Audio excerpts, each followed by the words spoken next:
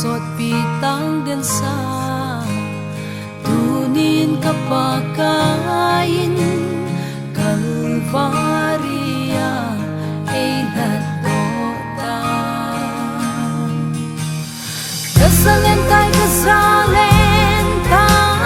katasale kalagaw,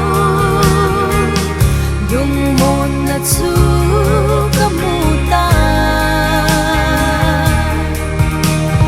Kasalentay katasale kalagaw, yung mon na tsukaneta.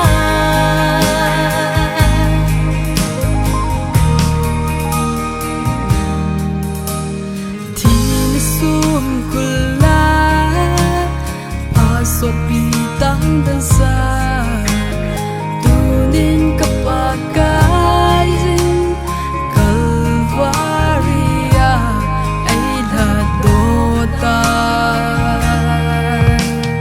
Tunsot at higing tasa, tunsot kimlaw ay pin kapagay na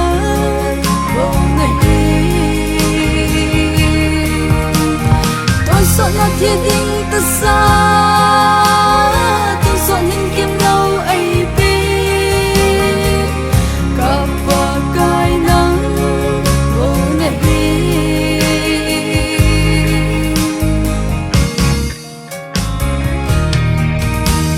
Tinasong kula, pasot pitang dansa, tunin kapagay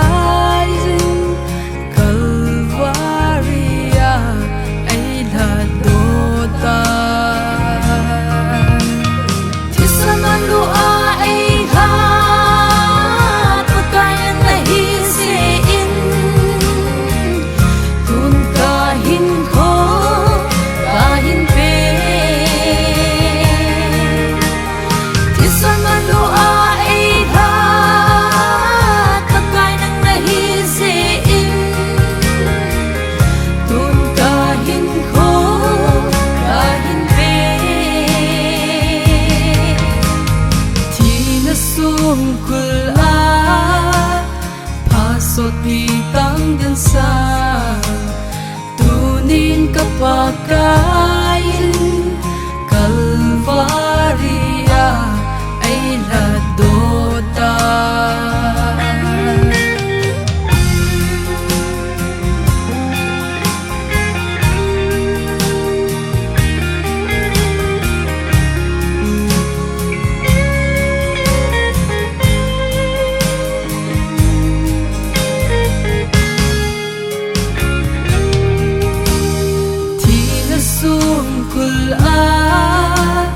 Pasot pitang dansa, tunin kapagay